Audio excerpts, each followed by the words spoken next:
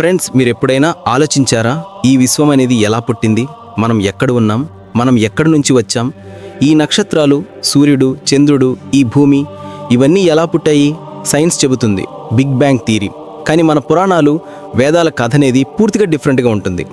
అయితే మనం ఈరోజు తెలుసుకుందాం, సైన్స్ ప్రకారం ఈ బిగ్ బ్యాంగ్ థియరీ అనేది కరెక్టేనా, లేక మన వేదాలు, పురాణాల ప్రకారం ఈ విశ్వాన్ని ఎవరైనా సృష్టించారా? ఒక్కసారి కళ్ళు మూసుకోండి, ఊహించండి. ఎక్కడ ఏమీ లేదు, పర్వతాలు లేవు, భూమి లేదు, ఆకాశం లేదు. అన్ని దిశల్లో అంతులేని నీరు మాత్రమే ఉంది.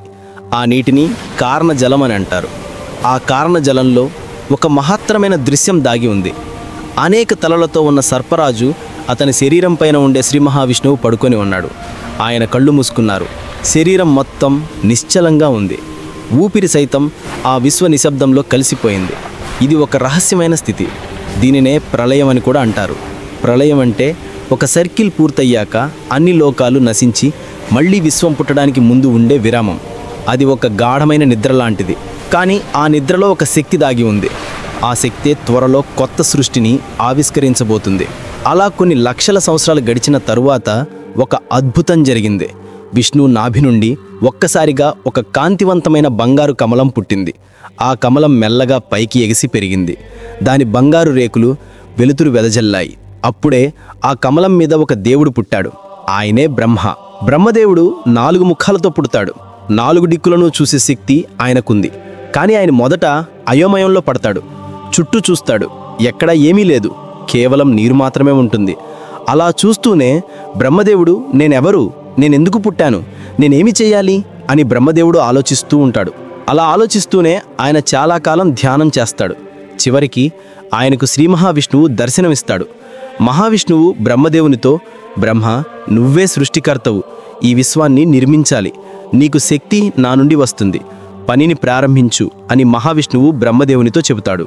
అలా బ్రహ్మదేవుడు తన మొదటి పనిని ప్రారంభిస్తాడు.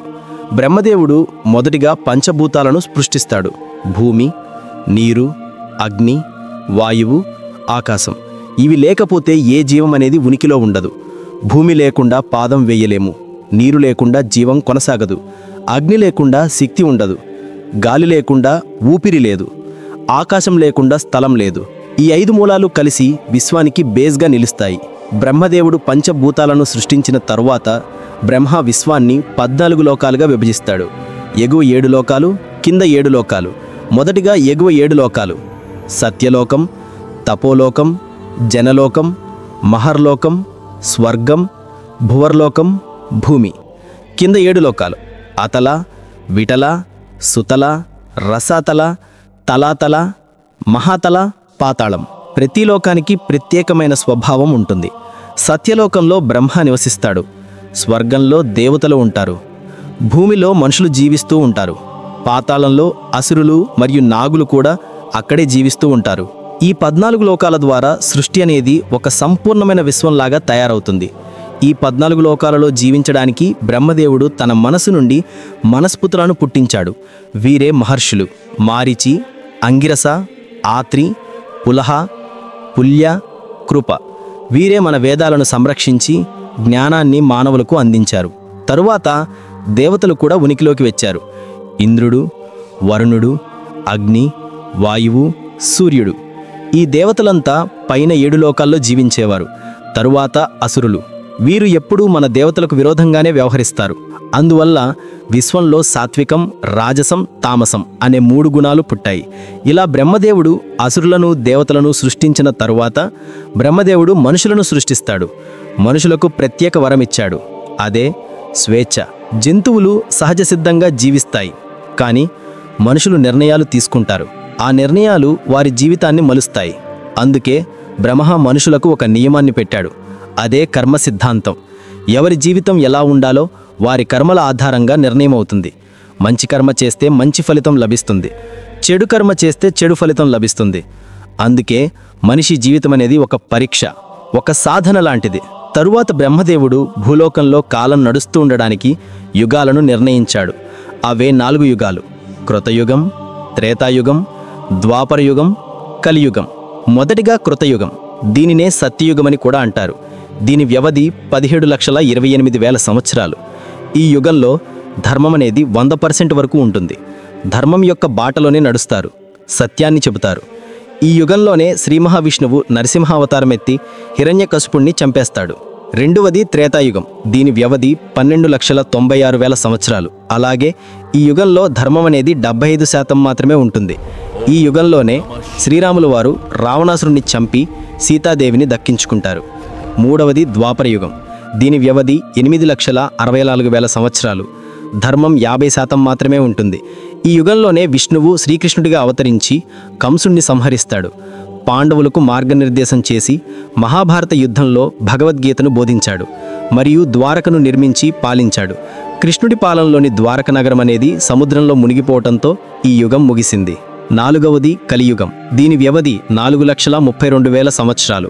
ధర్మం 25% మాత్రమే ఉంటుంది. ప్రస్తుతం మనం జీవిస్తున్నది కలియుగంలోనే. ఈ యుగంలో భగవాన్ శ్రీ మహావిష్ణువు దశావతారంలో చివరిదైన కల్కి అవతారం కలియుగం చివర్లో అవతరిస్తారు.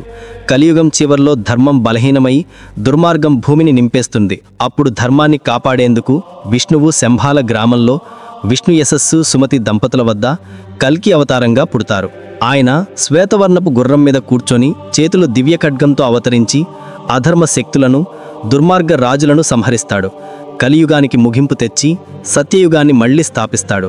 కల్కి అవతారం అనేది యుగాంతక అవతారం, అంటే ఒక యుగాన్ని ముగించి కొత్త యుగాన్ని ప్రారంభించే దివ్య రూపం. ఈ 4 యుగాల వ్యవధి 43,20,000 సంవత్సరాలు. ఈ 4 యుగాలు కలిస్తే ఒక మహాయుగం. అలాంటి 7 మహాయుగాలు కలిస్తే ఒక మన్వంతరం. అలాంటి 14 మన్వంతరాలు పూర్తవుతే అది బ్రహ్మదేవుడి ఒక దినం అవుతుంది. మహాభారత యుద్ధం తరువాత భగవాన్ శ్రీకృష్ణుడు భూమిని విడిచినప్పుడే కలియుగం మొదలైంది. అది సుమారు 3102 BCEలో జరిగిందని పురాణాలు చెబుతున్నాయి. కలియుగం ప్రారంభం 3102 BCE. ప్రస్తుత సంవత్సరం 2025 5127 సంవత్సరాలు. అంటే కలియుగం ప్రారంభమయ్యి 5127 సంవత్సరాలు జరుగుతున్నాయి. సృష్టి అనేది ఒక సర్కిల్ లాగా తిరుగుతూనే ఉంటుంది. సృష్టి, స్థితి, లయం. సృష్టి బ్రహ్మ చేతిలో, స్థితి విష్ణువు చేతిలో, లయం శివుడి చేతిలో. మనం చిన్నవాళ్లమే అయినా మన కర్మలతో మన గమ్యం అనేది మనమే నిర్మించుకుంటాం. ఈ విశ్వం ఎంత గొప్పదో, మన స్థానం ఎంత విలువైనదో గుర్తుంచుకోవాలి. ఈరోజు వీడియోలో మేమిచ్చిన ఇన్ఫర్మేషన్ మీకు నచ్చినట్లయితే మా ఛానల్ని సబ్స్క్రైబ్ చేసి బెల్ ఐకాన్ని ఆన్లో పెట్టుకోండి. వీలైతే మీ బంధుమిత్రులకు షేర్ చేయండి. లైక్ అండ్ షేర్ చేస్తే మాకు ఇలాంటి వీడియోలు చేయడానికి ఇంకా బూస్టప్ అవుతుంది. మళ్ళీ సరికొత్త కంటెంట్తో మీ ముందుకు వస్తాను. అంతవరకు సెలవు.